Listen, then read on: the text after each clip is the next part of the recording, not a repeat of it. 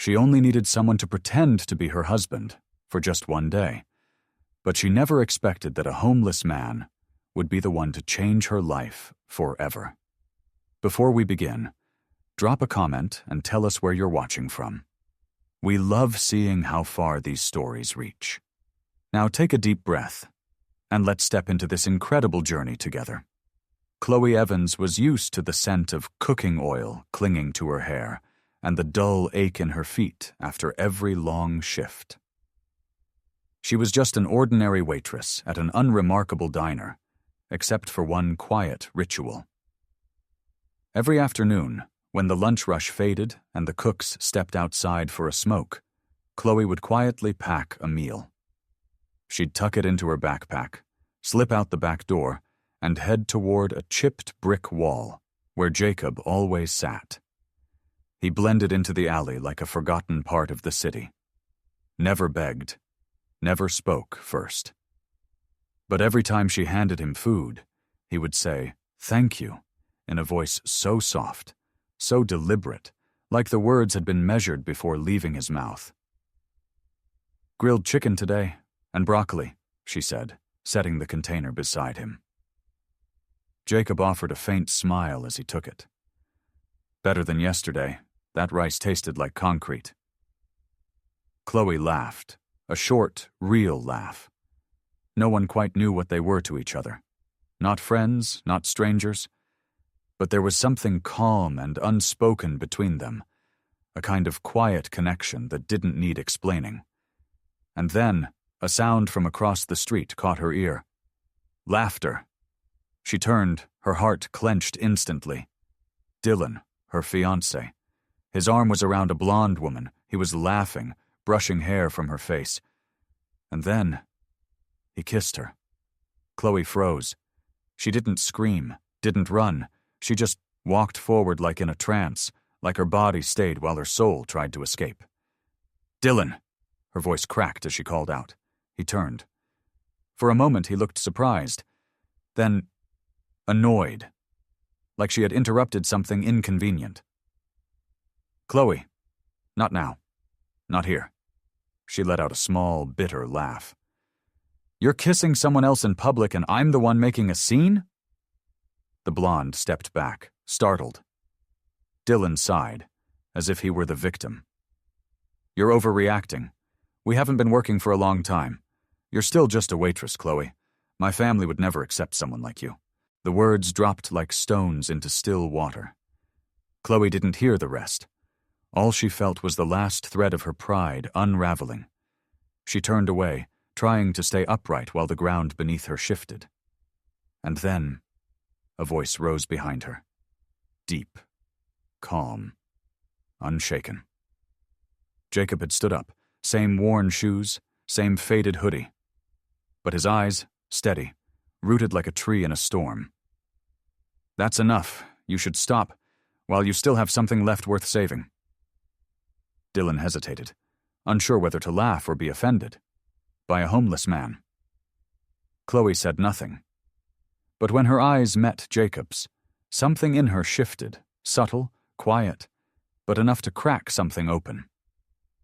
In that moment, the man who sat silently behind the restaurant every day became the only one willing to stand up for her when no one else did. Sometimes, the world doesn't need thunder to fall apart. For Chloe Evans, it took just one quiet phone call. Her phone buzzed as she stood on the sidewalk, still shaken from the betrayal she'd just witnessed. She answered. Her mother's voice came through, trembling and thin, like it might break in half mid-sentence. "Chloe, Grandma's fading. The doctors say it won't be long now, but she keeps asking about your fiancé. She wants to meet him. You remember your promise, don't you?" Chloe froze. Images of her grandmother, frail, warm, hopeful, rushed in like a tide. The way her hands used to shake when she held Chloe's, the way she smiled whenever she spoke about seeing her granddaughter walk down the aisle. Chloe's throat tightened. "I remember, Mom," she whispered. "I'll bring him." And with that, she ended the call and turned. Jacob was still there, quietly standing where she had left him. His hoodie was faded, shoes worn, but his presence was steady.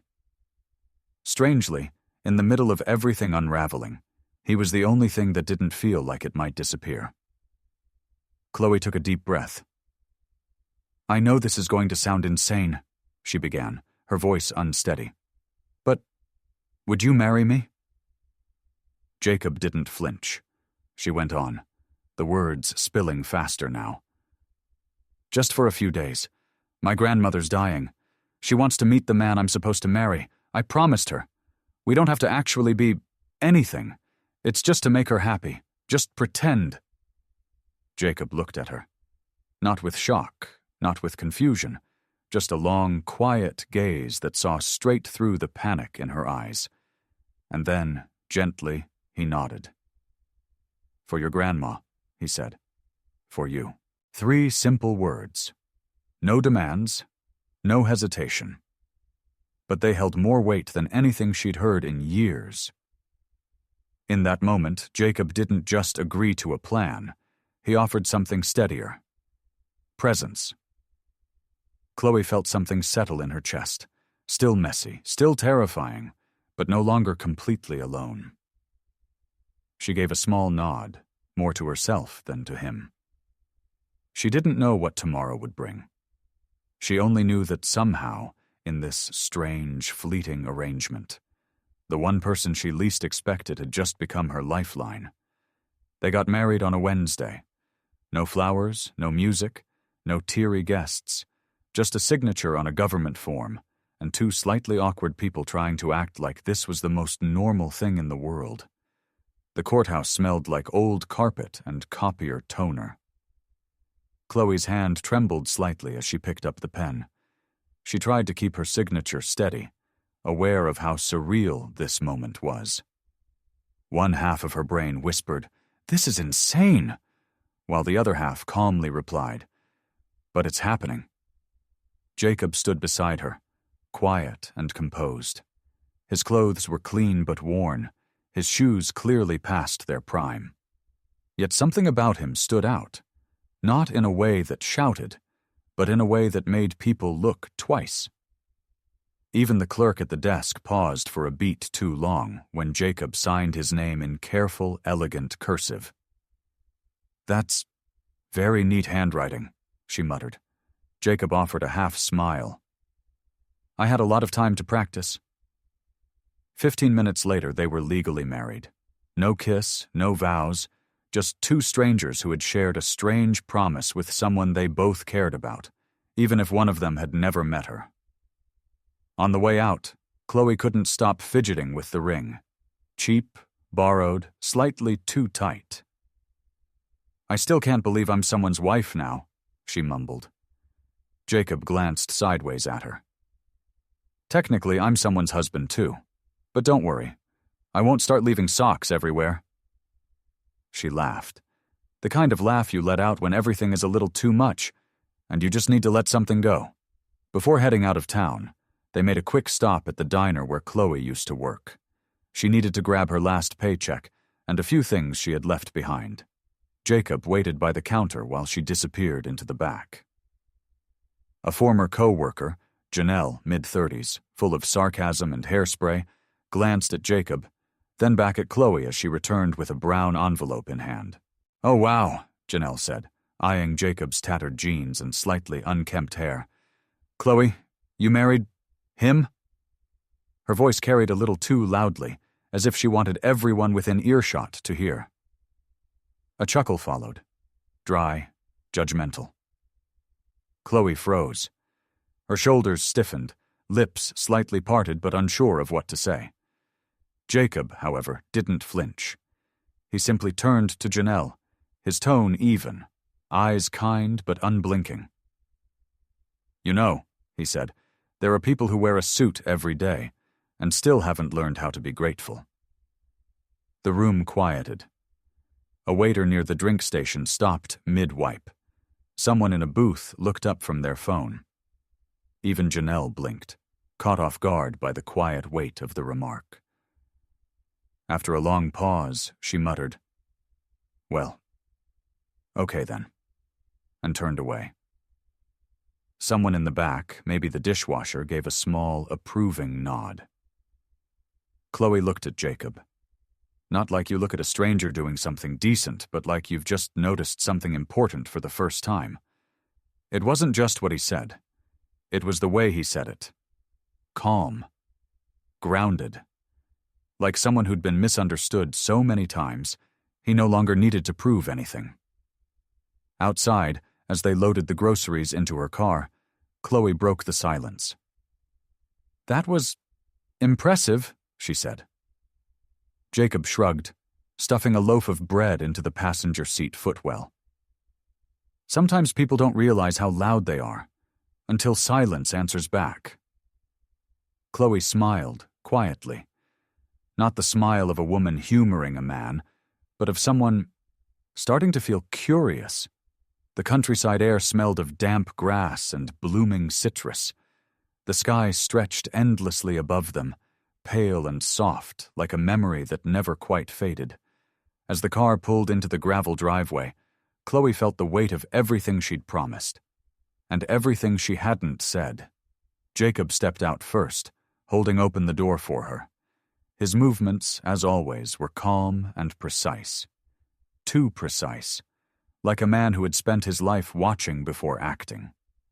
Inside, the scent of cinnamon tea and old wood wrapped around them like a familiar quilt. Margot, Chloe's grandmother, was waiting in her chair by the window, frail, wrapped in a floral shawl, but with eyes still sharp as pins. She didn't smile right away. She simply looked at Jacob. Long and hard. "You," she said slowly, her voice like thin paper. "You look familiar?" Jacob offered a polite smile. "It's possible, ma'am. I move around a lot." Her brow furrowed deeper. "No, not like that. I swear I've seen you before. You're not Jacob Smith, are you? That missing billionaire?" The room held its breath. Chloe felt something skip inside her chest. Not panic. Not yet. Just a strange, fluttering pressure behind the ribs. Jacob chuckled softly, like he'd heard this sort of thing before. "I wish I had his money." Margot didn't press. She just looked at him a second longer than most would find comfortable. Then she smiled. Thinly. She murmured. "Maybe I'm just old." But even as she turned her attention to Chloe, her eyes flicked back once more. Quiet, watchful. That evening the house was filled with the sounds of a slow family dinner, the clink of spoons in soup bowls, the creak of old floorboards under shifting chairs. Jacob ate modestly, spoke little.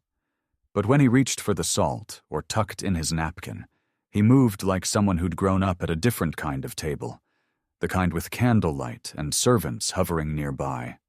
Even the way he held his spoon, balanced, deliberate, didn't match the threadbare hoodie he wore just 2 days ago. Chloe watched, at first absent-mindedly, then with quiet curiosity. Later that night, when everyone had gone to bed, she awoke thirsty and slipped quietly into the kitchen. The light above the sink was still on. The dishes from dinner, gone. Every last plate scrubbed clean, dried, and stacked perfectly on the rack. And there, on the fridge, was a sticky note.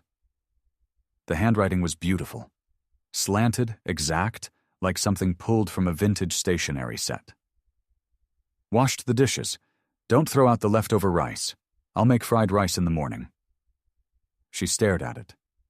Not because of what it said, but how it made her feel. Warm, cared for, and something else. Something more tangled. She smiled at first, but then a strange unease crept in. Why was her heart beating faster? Because of a note? Why did her grandmother's question echo so loudly in the back of her mind? She folded the note and tucked it into her pocket. Not because she didn't trust him, but because something didn't quite fit. The sun hadn't yet risen. The sky was a washed-out gray, like it hadn't decided what kind of day it wanted to be. The house was silent. No footsteps, no clinking dishes, just the sound of soft wind brushing the curtains. Chloe stirred from sleep, not because of an alarm, but because something in her chest had tightened, some unspoken instinct pulling her awake. Her mouth was dry. She padded barefoot into the kitchen for water. That's when she heard it. A voice. Low, controlled. Jacob's voice. It was coming from the balcony, muffled by the sliding glass door, but clear enough to freeze her in place. I got the logs from last month. Transfers from the charity fund started 3 weeks before the board flagged it. A pause. Quiet breath. He moved the money through a shell account. I've got screenshots. All I need is the last call recorded, and he's done. But I can't show up yet. One wrong move, and we lose everything. The words didn't make sense at first. Then they made too much sense. Jacob wasn't just a quiet, kind man who knew how to fold napkins perfectly and speak with unshakable calm. He was someone else, someone playing a game far more dangerous than anything Chloe could have imagined. Her hand trembled against the glass of water. She stepped back into the shadows, heart racing in her throat. Her mind started piecing together the fragments, his elegant handwriting on the marriage certificate, the way her grandmother looked at him with that curious suspicion, the way he moved, spoke, noticed everything. Who was he? 20 minutes later, she sat inside a dim, sleepy cafe on the edge of town. A plate of untouched toast sat beside a lukewarm coffee.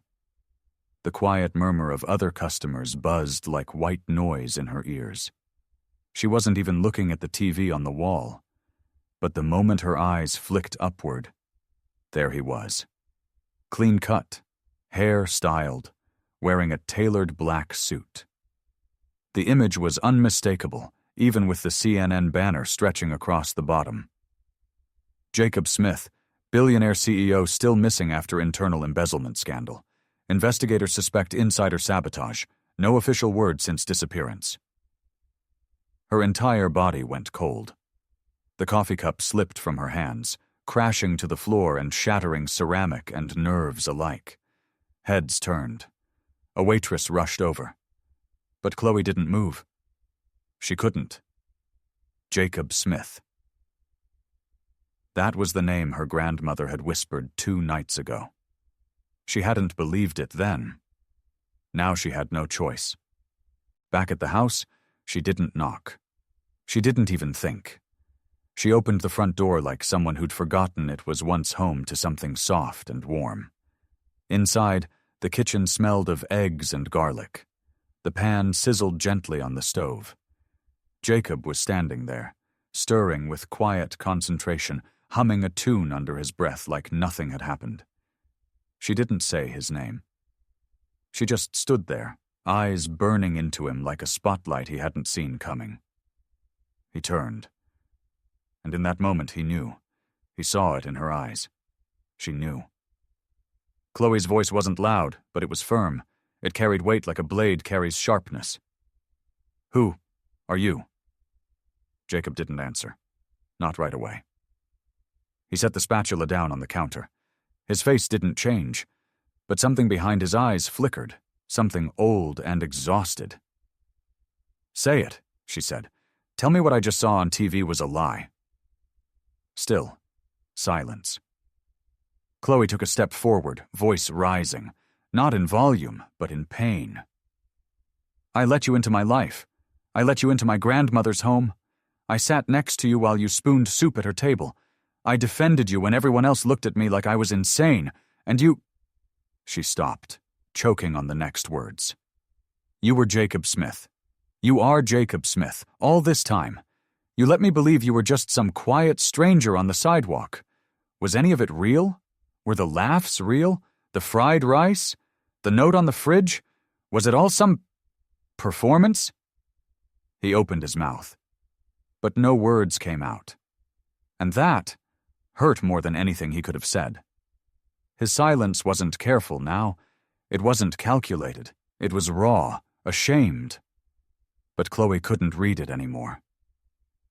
She shook her head, tears threatening, her voice cracked. You lied to me, not just about who you are. You lied about the one thing I trusted most, that you were safe, that you were here, that I could believe in you. Still, no apology, no justification, only that maddening quiet and the smell of burnt eggs in the air. She backed away, chest heaving. Then her voice dropped low. Flat. I don't even know your name anymore. Jacob looked at her, finally, with eyes full of regret he couldn't voice. But regret was too late. She walked to the door and opened it, slowly, deliberately, the way someone closes a chapter, not slams it. Don't follow me. And she left. Not like before. Not in confusion, not in panic. She left like someone who had finally learned that love without truth is a dangerous thing. And Jacob? He stayed exactly where he was, standing in a quiet kitchen, the pan still sizzling behind him, hands empty, heart louder than any apology. The apartment was quiet. Too quiet. The kind of stillness that settles in after a storm, where nothing moves and yet everything feels changed. The late afternoon light spilled across the floor in long golden streaks.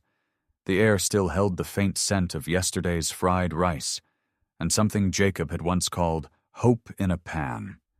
But he was gone now. Chloe closed the door behind her slowly, not like someone returning home, but like someone stepping back into a place they weren't sure still belonged to them. That's when she saw it, on the kitchen table, a small white envelope, and a USB drive. The handwriting on the envelope was unmistakable, slanted, careful, as if written by someone who wasn't in a hurry, but who was carrying something heavy. She stared at it for a long time before picking it up. Her hands trembled slightly as she inserted the USB into her laptop. The screen blinked once. Then the file appeared. For Chloe. She clicked. The video began instantly. There he was. Jacob. But not the version from the news, the clean-cut CEO in a tailored suit. Not even the quiet man who once made omelets in her kitchen. This was the version who used to sleep on a thin mattress in her living room, who used her floral dish towels and always remembered how she liked her coffee. 2 sugars, never stirred. His hair was a little messy, his voice soft. If you're watching this, he said, it means I messed up worse than I meant to. He looked straight into the camera. No flash, no edits, just raw, unfiltered truth. I didn't come into your life to lie. I didn't sit on that sidewalk hoping someone would rescue me. But you didn't rescue me, Chloe. You saw me. For the first time in a long time, someone looked at me and didn't flinch. A pause. His eyes flickered with something that looked a lot like regret. You gave me a box of chicken and rice, but you didn't give it to me out of pity. You didn't look at me like a headline. You looked at me like a person, and that broke me in the best way. I didn't know what I was doing when I agreed to marry you. I thought I was helping you. I didn't realize how much I needed you to help me, too. Another pause. He swallowed hard. I love you. I know that sounds crazy, because we didn't meet the way most people do.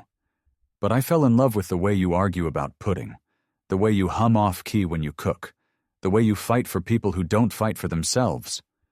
I fell in love with the way you made this tiny apartment feel like something I'd forgotten existed. Home.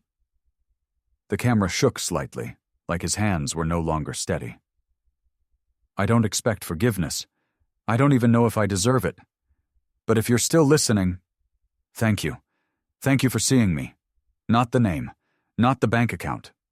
Just me. The screen faded to black. Chloe didn't cry. Not at first.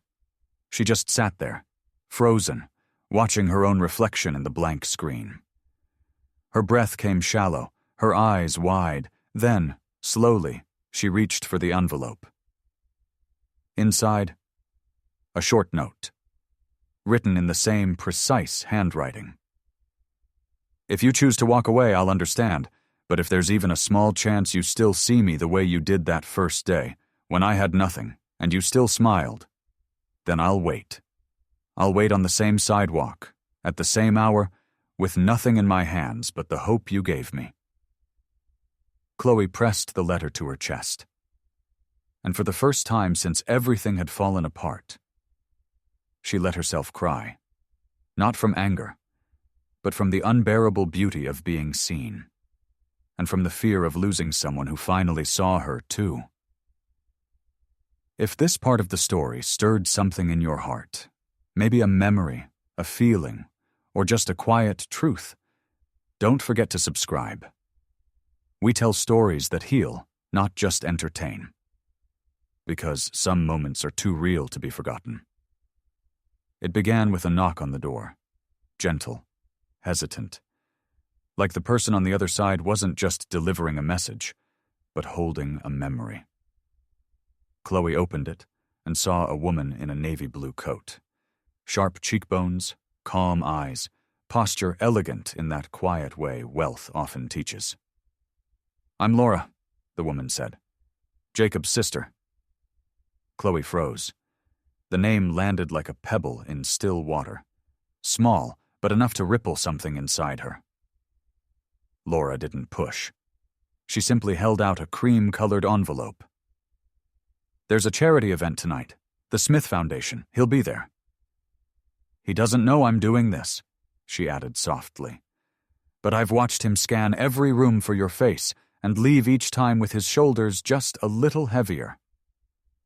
He hasn't come back, not because he's given up, but because he's afraid you haven't forgiven him. Not yet. There was no plea, no manipulation, just quiet truth." Chloe stood there, the envelope heavy in her palm, her fingers curled around it, not as someone ready to say yes, but as someone no longer willing to say no. That night, the ballroom was bathed in light. Golden chandeliers shimmered above rows of velvet-draped tables. The room buzzed with the murmur of polite conversation. Clinking glasses, distant laughter, the faint rustle of satin gowns against polished marble. Chloe stepped in slowly. She didn't wear anything extravagant, just a soft blue dress that moved gently with her breath, her hair tucked simply behind one ear. She didn't need to dazzle.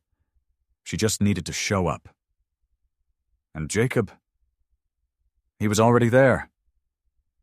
Standing near a tall window, framed by city lights and the hushed grandeur of the room, he looked like a man rooted in place, not by pride, but by hope. He didn't move when he saw her. He didn't speak. He just looked, like someone seeing sunlight for the first time in weeks. Chloe walked toward him, her steps slow, every one of them a negotiation between fear and forgiveness. When she stopped in front of him, the noise of the room faded. Not gone, but distant. Like they were standing in their own small world, just out of reach. She swallowed. "I didn't come here to forget," she said quietly. "I still remember what it felt like, the silence, the lie, the look on my grandmother's face when she almost recognized you." Jacob said nothing. His hands were at his sides, still open. "But I also remember a man who cooked me breakfast when he had nothing, who never asked me to change, who listened, even when I wasn't speaking." A pause. She looked down, then back up again. Her voice dropped, so soft it was almost a secret. "I didn't see you as a name, or a bank account. I saw you as a person." Jacob's eyes filled, not with tears, but with the ache of relief, of not being erased. "You don't owe me anything," he said. "Not a conversation, not a second chance. I just wanted you to know I never left." "You did," she said, "but not in the way you think. You left, when you stopped trusting me to love the truth, too." Silence stretched between them. Then she took one small step closer. "But I'm here now. His breath caught. Because somewhere, even when I was angry, I think I knew. You didn't lie to me to hurt me. You lied because you didn't believe you could still be loved for who you really are. Their eyes locked. No music rose. No dramatic spotlight fell. Just two people standing quietly in the middle of a room full of noise, choosing, without words, to begin again. Not perfectly, not easily, but honestly. The sidewalk hadn't changed. The bricks were still uneven, the old drainpipe still leaked, and the faded graffiti on the back wall still read something illegible but strangely familiar. Time had worn the place, but it hadn't erased it. Chloe stood there, coat pulled tight, a paper bag in her hands. She hadn't planned what she would say. She hadn't even told herself for sure she would come. But something inside her had led her back, to this crack in the city, to this corner of the world where once everything quietly began. And he was already there. Jacob, sitting in the exact spot he used to. Same posture, same calm, no suit, no guards, just a man in a plain gray sweater, elbows resting on his knees, eyes lifted the moment he sensed her presence. No smiles. Not yet, just recognition. A breeze passed between them, rustling a fallen napkin on the pavement. Chloe stepped closer. She stopped just before him and handed him the paper bag. "Chicken and rice," she said softly. "Still a little warm." Jacob took it, cradling it gently like it weighed more than it did. He opened the bag and looked inside. Not because he didn't know what was in it, but because he needed a second to breathe. "You remembered," he murmured. "I never forgot." A long silence fell. But it wasn't empty. It was full, with all the things they didn't need to explain anymore. Jacob looked up at her, eyes steady. "I'm not a billionaire anymore," he said.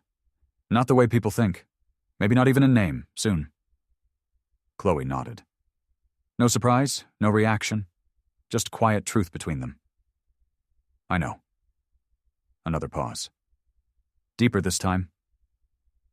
"I don't know if I deserve to sit here with you," he said. She met his eyes without hesitation. "Let me decide that." Jacob blinked. Slowly, as if trying to memorize her face all over again.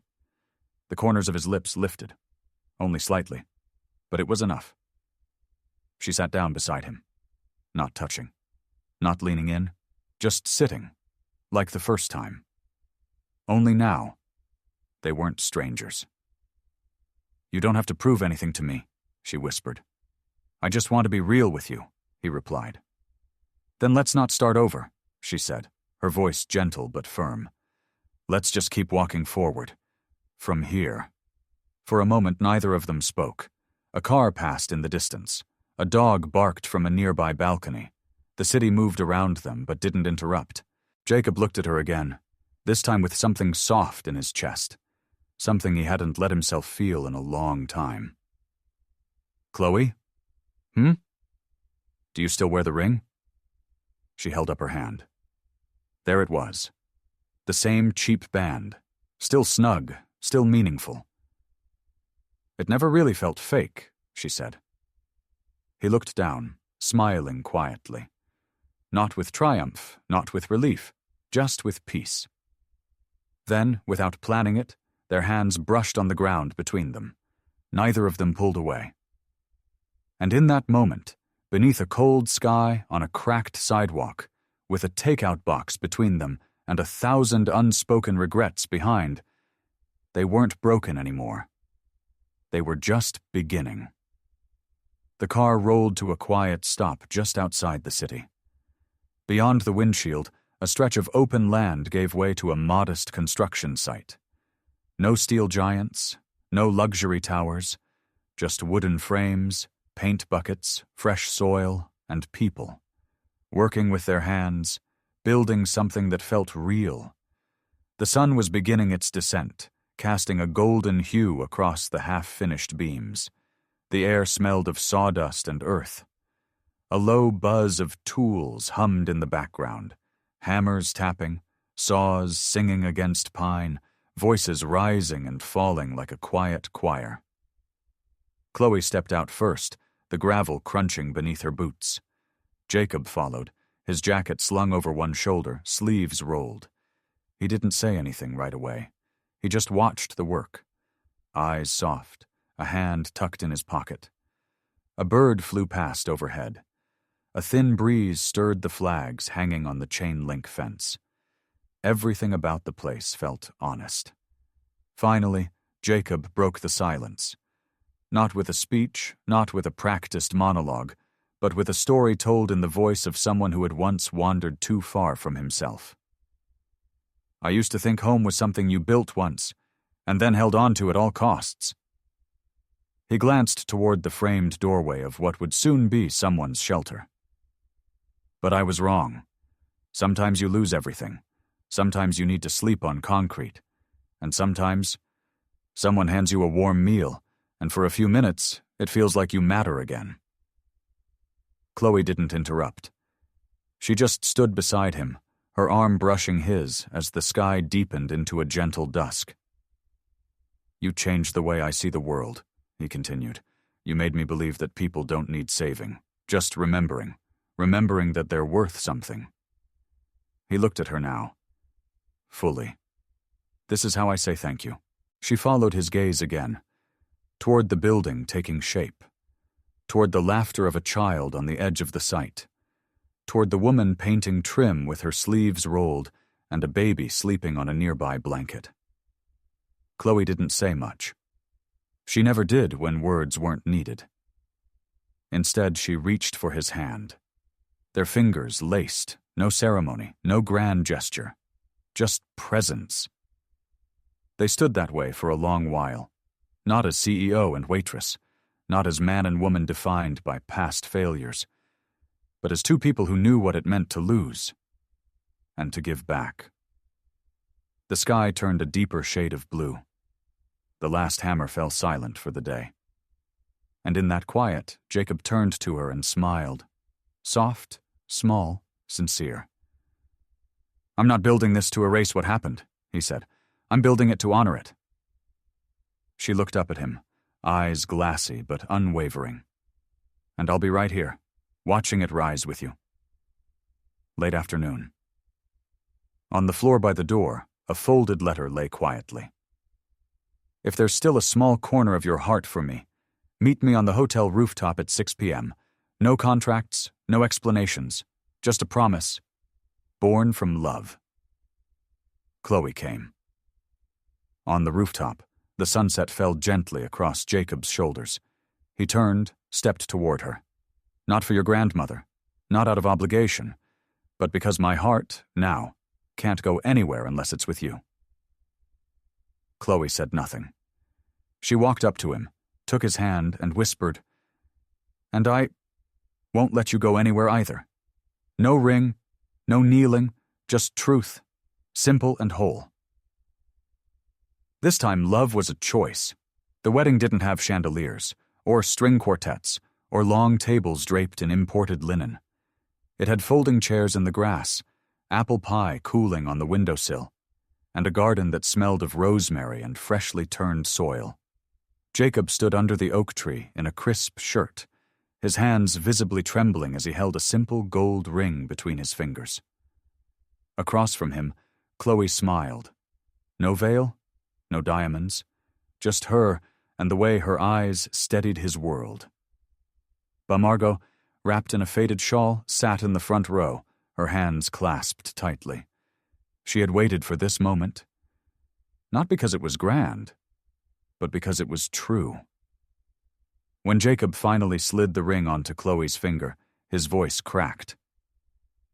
I choose you, not because you're perfect, but because you saw me, even when I couldn't face myself. Chloe's reply was quiet. No mic, no rehearsal. And I'll keep choosing you, even on days when life forgets to be kind. There were no fireworks, just hands held a little tighter, eyes that shimmered with gratitude. As applause rose softly among friends and neighbors, Margot wiped her cheek with a corner of her scarf and whispered, "Now, my heart can rest." That night, they didn't dance a choreographed waltz. They swayed barefoot in the kitchen, with dishes still in the sink and the smell of baked potatoes in the air. Jacob hummed an old tune, off-key. Chloe laughed into his shoulder. They didn't make promises of forever. They just chose each other again. Between washing dishes, turning off the lights, sharing a blanket on the couch. The kind of love that doesn't trend, but endures. Not because it's perfect, but because it's real. I used to think losing everything was the end. But you showed me. It was only the beginning. If this story touched you, even just one moment, one look, or one quiet promise between two people, leave a comment below and let us know how you'd rate this story on a scale from 1 to 10. What moment moved you the most? We'd love to hear your thoughts, because sometimes your words might touch someone else too. And don't forget to subscribe to our channel so you won't miss the next story, where love, loss, and hope always find each other in life's quiet corners. Thank you for watching. We'll see you in the next.